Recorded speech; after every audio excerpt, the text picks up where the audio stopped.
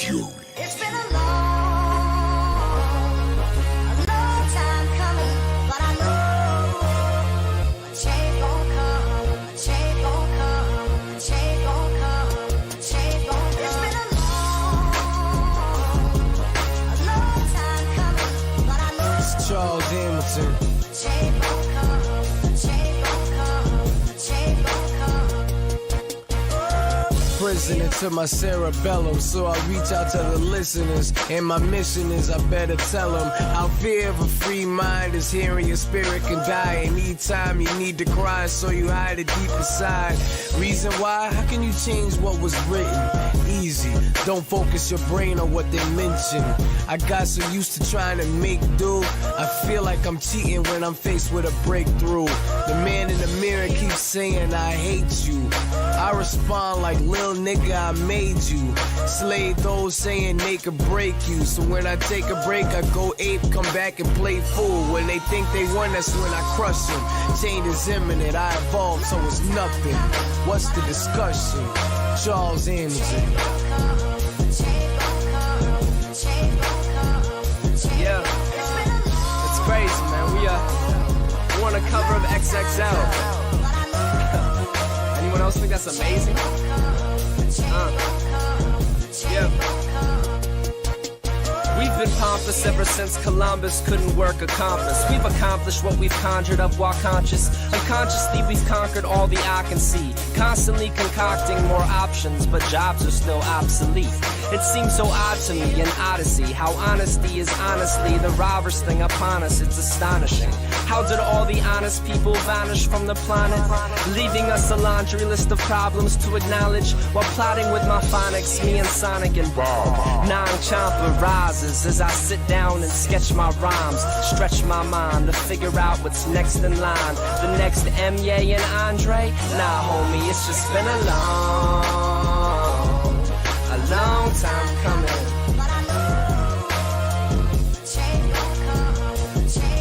Yeah, listen.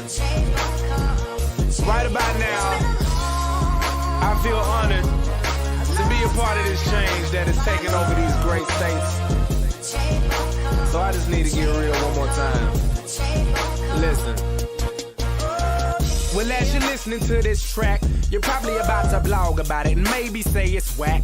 Or maybe compare the verses to see which one of us is snap. Completely ignoring the fact that this is way more than rap. Cause I happen to be on a magazine, you happen to see this issue. Some people wish you well, man, some people turn against you. Some people even call up to the station just to dish you. You bitch you only mad at yourself, here's the tissue. But that ain't even my focus, man, that hate ain't on my menu. I'm in a different city about to rock a different venue. My girl sent me a text message just to say I miss you. It won't be long before I'm home, baby, but the rent's due. Charles Hamilton, what does it do? Asher Roth is super sick like Hachichu.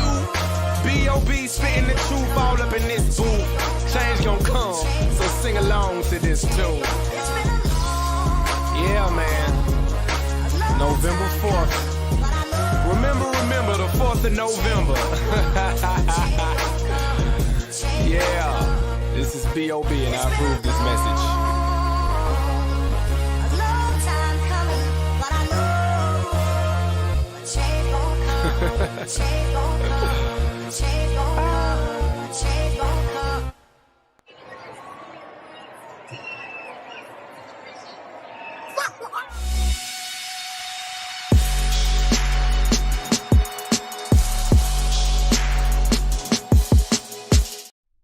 What's up, CFO gang? We are live. Can you hear me now? Good. What's up? It's your boy J Tuck back. Not with another. This is the first time we've gone live. Shouts out to the whole CFO gang, man. Cowboys fans only group. Man, all of your support has been crazy. Everyone's been following me on Twitter. We are now finally at 100 subscribers already. Exciting times, man. If you haven't, follow me on Twitter at JTuck151. Y'all know the drill. Also, check out the new Cowboys Fans Only Facebook group. Cowboys Fans Only on Facebook. Go ahead and give it a like. And then also, like, comment, and subscribe to the channel. Somewhere down there. We got a lot to get into, but before we get started, I want to give a huge shout out to my man Sid on his Dallas Cowboys for Life channel. He featured me. If you haven't saw the video, I just posted the video the other day. Great guy, great content. So go ahead and follow his channel. Go ahead and subscribe. Great guy. So we had a lot of conversation. We went over a few different things. A lot of his subscribers actually disappointed in what he had to say about Dak Prescott. But I like Dak. Y'all know how I am. So I'm a Dak fan. So they were cool with me. So it's all love. So we're going to get into a few things, man, tonight. So let's get into it. So if you're a fan like me, right, which you are because you wouldn't be watching this channel if you wasn't a fan, you are aware that we are amongst football season. For real, like for real. Because, you know, you watch my past videos, I was kind of skeptical were we even going to have a season with this whole COVID thing going on. You know, it's like, you know, are we going to really have football? Will they have fans? All the different things. Well, this past week, NFL teams can now report back to their facilities. So there's one hiccup that kind of threw my plans out for 2020, right? The Dallas Cowboys are, well, not just the Cowboys, but every team will have to have their training camp in their state, right? So, like, the Chiefs are going to be in Kansas City, and the Cowboys will be in Frisco instead of Oxnard. Now, me personally, I never been to Oxnard. I was planning on going to Oxnard. I was booked, had a hotel, flight, everything, because all Cowboys fans say you're not a real fan unless you went to Oxnard, because that's the real fan experience.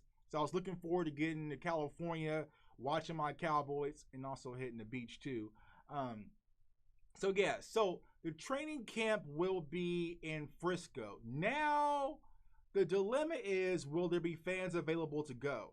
I don't think there will, because if you're going to have a training camp in Dallas, in Frisco, the way things have been, everyone's been locked up, waiting, foaming at the mouth. We've been foaming at the mouth trying to get to some football. And so I think there will be a huge, massive need for football and for fans to actually get out there in that Frisco facility. It might be too much for the Cowboys to handle. So how will they go about training camp? Will it be closed? I think it will be closed. But on the good side of things, the Texas governor just announced for stadiums, indoor and outdoor stadiums. So we're included in this AT&T because, you know, Jerry, you can just remove the roof. You know, just slip my roof back, let my roof fly. So started off, it was 25% capacity for AT&T Stadium. And I was like, oh man, you know, 25% capacity. That means Jerry's going to up the ticket price about 85% to make up for the lost dime. But last week, the Texas governor announced that it's now at 50% capacity. So I think I saw the numbers for AT&T. That's about 40,000, give or take, to be allowed to go into AT&T Stadium for home games. So I'm excited because we're moving up. So 50%. So I think as we move closer to football season, that we're actually going to get up to around 75, and then Jerry will probably nudge 100 in there. So I'm excited. So I'm starting to feel alive. I'm starting to feel like we actually are going to have football season. So that means my excitement as a fan, a Dallas Cowboys fan, right, is drastically has increased because I think we're actually really going to have football the way we were accustomed to having it. Now, will there be a few snags and a few hurdles? You know, if players are starting to get the virus and show symptoms, who knows? But as of right now, football is going on as is. So the staff is able to actually report back to the facility, I think, next week. So I heard Mike McCarthy was going to be there, and then with our staff. So I think his primary responsibility is just meeting these Dallas Cowboys players, getting familiar with them, knowing them as a person before the player aspect, which is very important because you have to have chemistry with your team. I think with Jason Garrett kind of last year, we lost that connection where it was kind of like the staff and then you had Jason Garrett. So I think that's very important for Mike McCarthy and the staff to you know, get in the office, get in the facility, you know, get a game plan, start working on OTAs and training camp, because it's coming up quicker than you think. It really is. I mean, it's June 6th right now. I mean, July will be around here soon, and then it's going to be time for training camp. And hopefully we'll have our starting quarterback. So how y'all feeling, gang, man? Are you? So I see a split, right? And I posed this question on Twitter: who is actually going to go to the game? I mean, granted, there's people out for all sorts of reasons right now, but are you one of those people who are kind of skeptical still about this whole virus thing? So you're kind of cool on going to the games? Not yet. Like maybe you're gonna wait a while, maybe until like November, December. Or preseason games, are you gonna hit it? You know, I wanted to go to the Hall of Fame game. I'm not even sure what the NFL is gonna do in regards to the Hall of Fame game. But I wanted to see Jimmy. I wanted to see Jimmy go into the Hall of Fame. That's our coach. You know what I'm saying? That's the LA. That's the original Shark too. You know, Jimmy Johnson is our coach, my guy. He needs to be in the Ring of Honor. So I wanted to see Jimmy get his gold jacket, but I'm not even sure because I canceled that due to everything that's going on. So I'm not sure if we're still going to have the Hall of Fame game or not. So tell me what's up, man. Are y'all going to go to the games? See, at first I wasn't going to go to the first game until probably like October-ish, to be honest. Like the Cardinals game, which I think is the 19th of October. But when I saw that 50% capacity number increase, I had to go ahead and get my ticket for the home opener for the Falcons, right? I mean, because you can't have a Cowboys game home opener and I not be there, right? It just wouldn't make sense. So I went ahead and got my ticket for Atlanta. So hopefully things are, you know, on the up and up, and we can enjoy football the way that we're accustomed to. But that's the thing. So, you know, I feel like right now it's time to get focused on football. We're doing business as usual. Shouts out to Super Boom in the chat. Super Boom said they're going to be at the game. Super Boom going to be there. And so will I. And we're going to have to throw a huge, like, Cowboys fans only, like, tailgate. Like, a huge tailgate just for our fam, man. I want to do that to eventually one of these games, man. Meet every last one of y'all. We're going to party, live it up, and watch Cowboys football because that's what we do. So, moving on. Now we're going to focus on the season. So, as I mentioned, I was on the Dallas Cowboys for Life show with my man Sid, and shouts out to him. Subscribe to his channel, as I mentioned. He asked me the question. He was like, Tuck, who is the one X factor when it comes to the Dallas Cowboys team this year that's the most important person? And I started thinking, like, all right, well, of course Dak, of course Zeke, Coop, and I started naming a bunch of people. But after I kind of slept on it, I was like, there has to be one person who is going to determine whether this thing works or not. And that person that, you know, as I thought about it, and he was here last year, but it really comes down to Kellen Moore. Kellen Moore being able to utilize the weapons that we have on offense is going to be very important because I mentioned this on the show the other day, right? We have Dak, we have Cooper, we have Gallup, we got CeeDee Lamb. Yeah, we got CeeDee Lamb. We got CeeDee Lamb. We got Zeke. We got Pollard. We got Jarwin. We got our O-line. So there's so many weapons available to our offense to use for their discretion. Now, the part that I really want the Cowboys to focus on, granted, we do have a strong wide receiving core, but we still have to feed the beast. And the most important thing that Kellen Moore and also Mike McCarthy, and I think Mike McCarthy's really going to take over the play calling. It's probably going to be about 70-30, you know. I think Mike McCarthy will give Kellen a little leash, but not too much. I mean, because Mike McCarthy's the offensive coach. So I think, you know, you'll kind of see an influx of both, a mixture of both. But if Kellen Moore is the true offensive coordinator, which he still is by name and title, I think it's very important that this Dallas Cowboys team has balance. I mean, we can't come out being an aerial attack. And it sounds fun. I mean, you look at our roster, we're loaded. And with Dak coming back, fully signed with the contract, right? I think it's going to be important that we just don't become an aerial team. Granted, we want to put 40 burgers up on everybody and bomb. That's the new trend. I mean, you watch the Chiefs and you watch teams like that. It's trendy. It's trendy. You have the high-powered offense, and it's fun. And our offense put up great numbers last year, as you see. But 73% of the time, we were in 11 personnel. So that means one running back, Zeke, one tight end, one tight end, one old tight end. But I love him. He's still my guy till the day he dies. So Witten's still my guy. But we had one tight end and three wide receivers with Cobb, Cooper, and also Gallup. So with all these weapons, like a shout out to my boy, the boys. Yeah, what's up, bro? All these weapons get me excited, but we have to remember Zeke in the play action. Exactly. That's exactly what I'm talking about.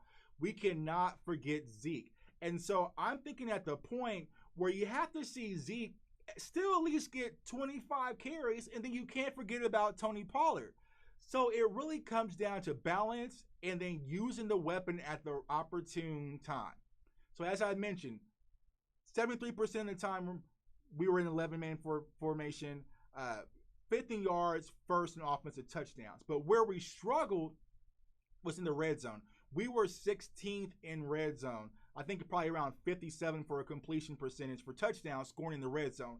So if you think about it, how can you say the Cowboys had this great offense when you had 2,000-yard receivers, Dak threw for over 4,000 yards, Zeke rushed for 1,000, Cobb had over 800 yards, but we still went 8-8.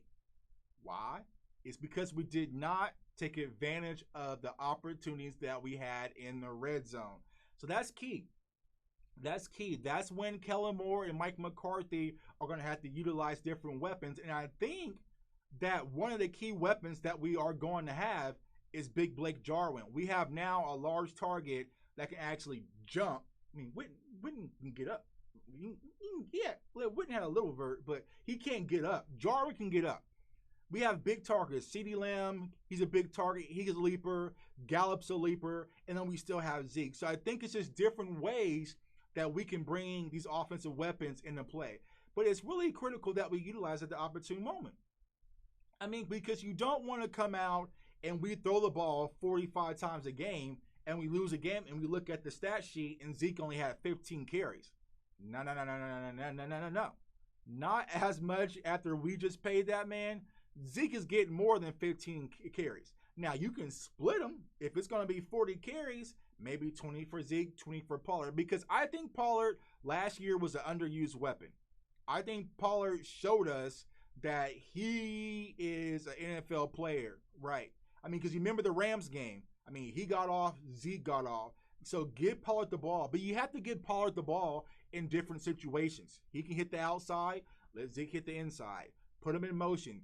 I want to see more passes to Pollard, more passes to Zeke. Use the running back more in the passing game. Granted, Zeke is used, in the passing game quite frequently, but just not in the right situation.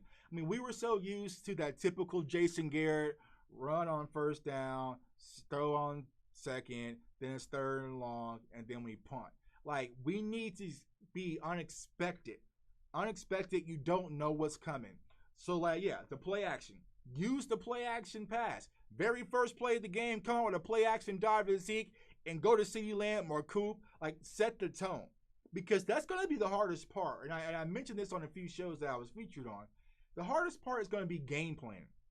How do you actually game plan for this type of team that we have? There's so many different weapons that we have. So it's really going to come down to their defense. And I think that's where Mike McCarthy is going to have to be able to use his discretion on which weapon to use. I mean, we can't just hit a detonation button and activate all the weapons at once, but we also got to make sure that we're getting a little bit here and there. And plus, I said this on Twitter and people were like, all right, Tuck, you're right.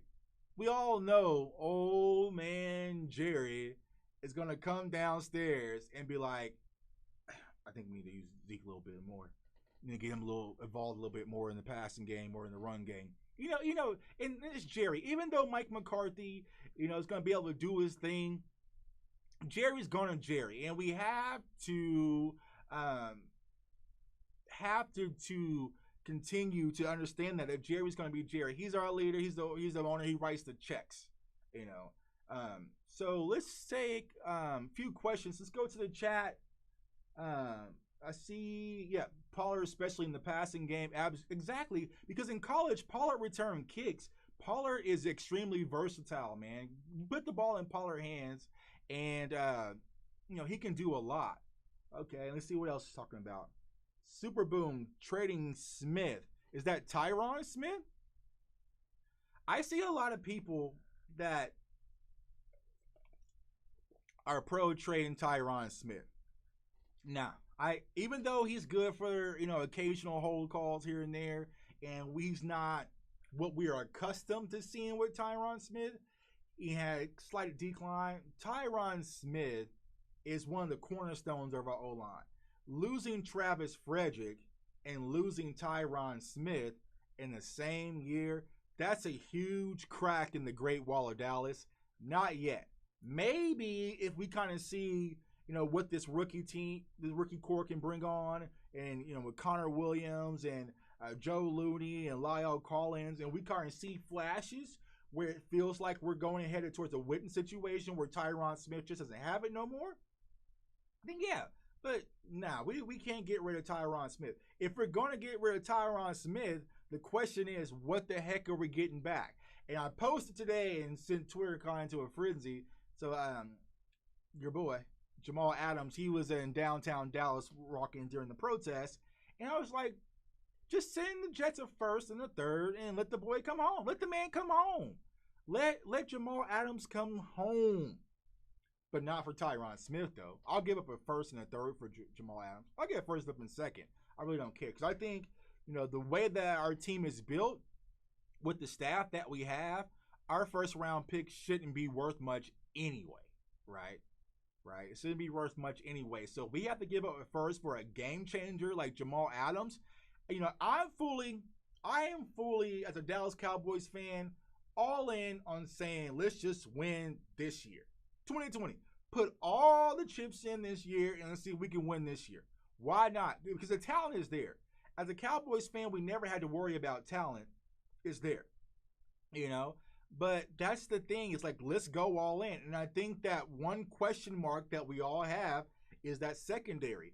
But if we were to get Jamal Adams, that question mark is removed. So I'm not a fan of trading Tyron Smith. Tyron Smith is a cornerstone of our O-line. So I say keep him. What's up, man? I got my boy Skywalker in the building, man. What's up, man? I gotta say, stop what we're talking about real quick and give a huge shout out to my man Skywalker, man. Like, he really helped me a lot build this channel. He was always encouraging me, like, Tuck, don't give up. Tuck, don't stop. Keep it moving. Even when I wanted to give up, he's like, keep going, man. He brought me on his channel. We had fun, had a blast, talk for like dang near 3 hours, man. Talked for 3 hours. And I was not tired or sleeping. I realized, man, this is some fun stuff. This is what I do anyway. So I'm just happy, man, to be involved with a whole bunch of Cowboys fans who share the same love and same passion as I do. So shouts out to my boy Skywalker, man. Go ahead and follow his channel if you're not already. Great content, man. He had Darren Woodson on the show, man. The whole late night crew with Law, Big Game James, they had Darren Woodson. Like, we'll talk about that because you're gonna definitely come on the show and we're gonna talk about that, man. Because everybody was cool as a fan. Law was cool. Law got his his late night voice. And Big Game James, just his personality, and my man Steele, he's the mastermind. But everyone played cool with Darren Woodson on the call, man. But I would have probably been flipping, man. You would have saw the fandom come out, man. So yeah, let's go to one more question. Chris Jones, the punter. Yeah, he had an off year. I really didn't think that, we need to make a drastic change at the punting position. The area of special team is to watch is this kicker thing situation, having two kickers and let them compete. So that'll be something kind of could watch out for training camp. But we could have just kept Dan Bailey, man. We could have just kept Dan Bailey and we never had these problems. That's a whole nother situation. So a question that a lot of people has been asking me and I really haven't addressed was, Tuck, what's your thoughts on Aldon Smith? And so what I want to say is I want to prerequisite with this, right? Pre-surface with that, right? Aldon Smith is a great football player who had a lot of issues. Now, naturally, I'm going to tell y'all, I am supposed to hate Aldon Smith because I live in Kansas City, right? And I'm a huge Kansas Jayhawk fan, right? And then a few minutes away from me is what's called State Line. And it separates Kansas from Missouri. And we don't like Missouri at all. Like Mizzou, Tigers, none of that. We don't support. We don't do that. It's the modern day, Crips of the Bloods thing. Like we don't get along. So Alden Smith is a Mizzou guy, right? He's a Mizzou guy, man. So I'm not really supposed to cheer for him. But let me say this: like I do believe in second chances. I believe Alden Smith deserves a check. Well, he's gotten more than actual second chances. But if he's really gotten his life together, he deserves another chance. Who are we to judge? Who am I to judge? Who are you to judge? Who are we to judge? Now, the hard part that I have with it is Alden Smith has had issues, drug issues, just a lot of stuff.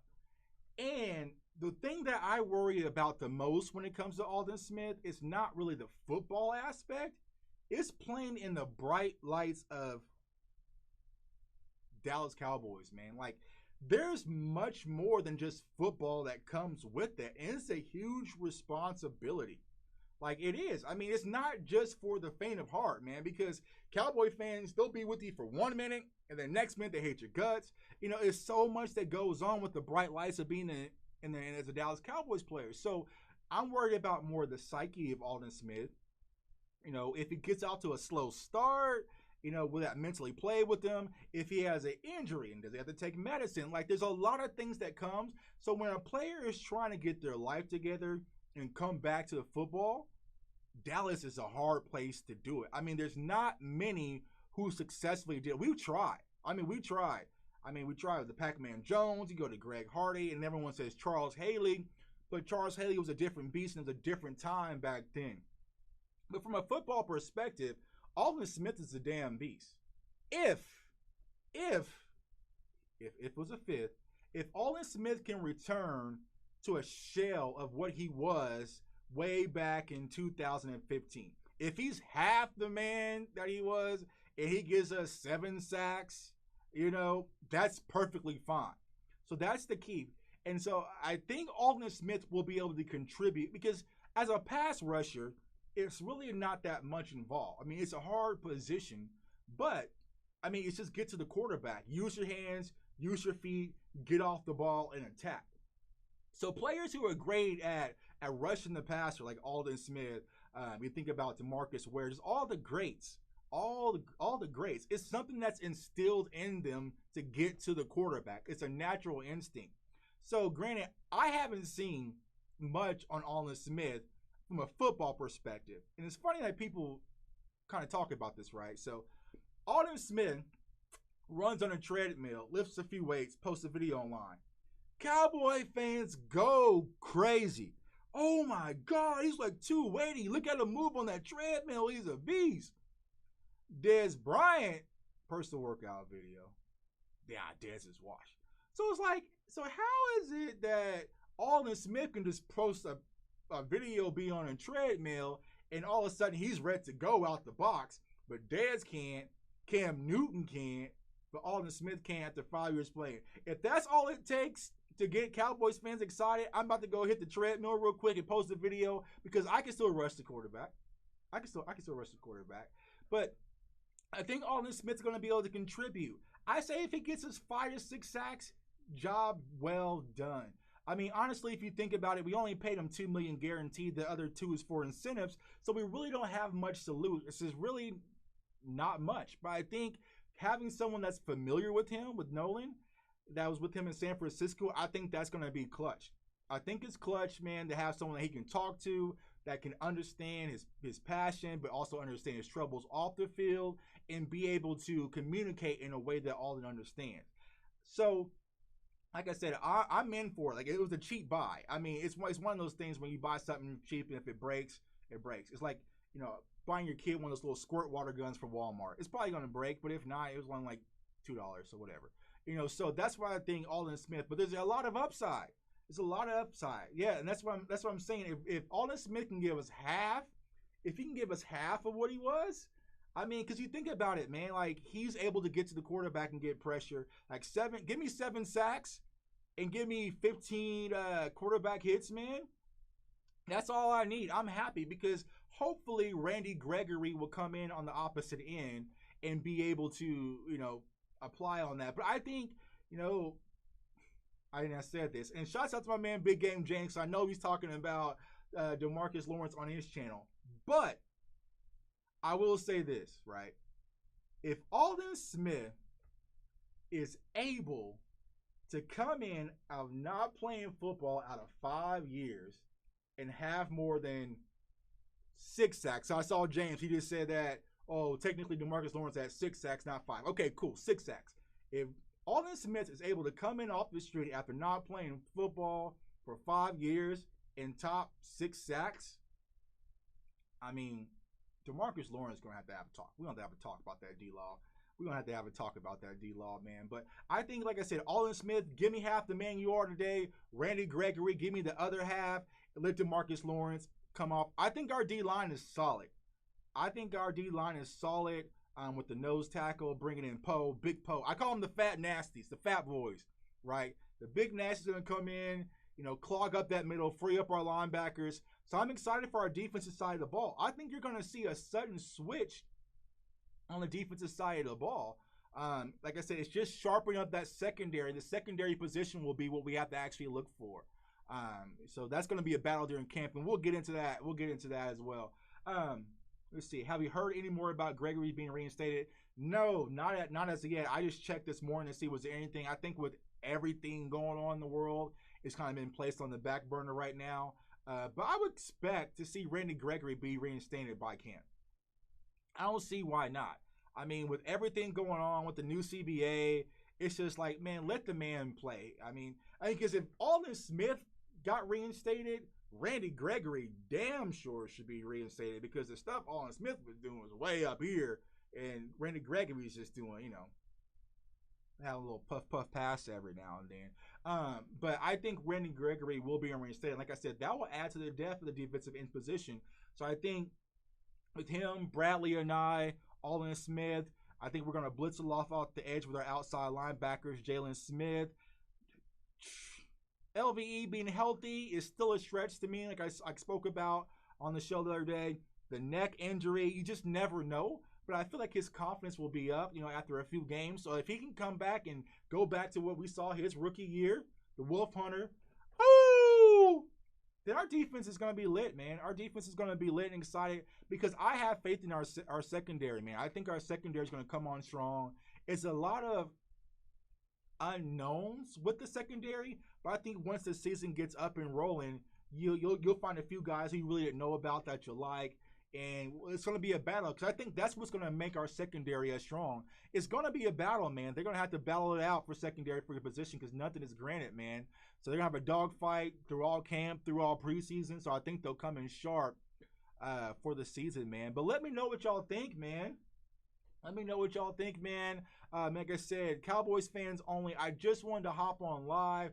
We're going to be going live a lot more often. I'm going to be bringing on guests. Lots of fun stuff, man. I appreciate interacting with y'all. I know it's Saturday night. Saturday night, you're probably chilling with your family, man. But I want everyone to stay safe, stay blessed, stay encouraged, man. Stay positive. We are all in this together, Cowboys fam. And I can't wait to be back to normal life where we're all back together, high-fiving, hugging, screaming, drinking beers, drinking Cowboys Ritas. If you haven't had the Cowboys Rita at AT&T Stadium, it's a must, man. But I can't wait to be back at the stadium with all my friends. Shouts out to my hard hitters group, man. I appreciate y'all, man, especially my Kansas hitters, man. Love every one of y'all, man.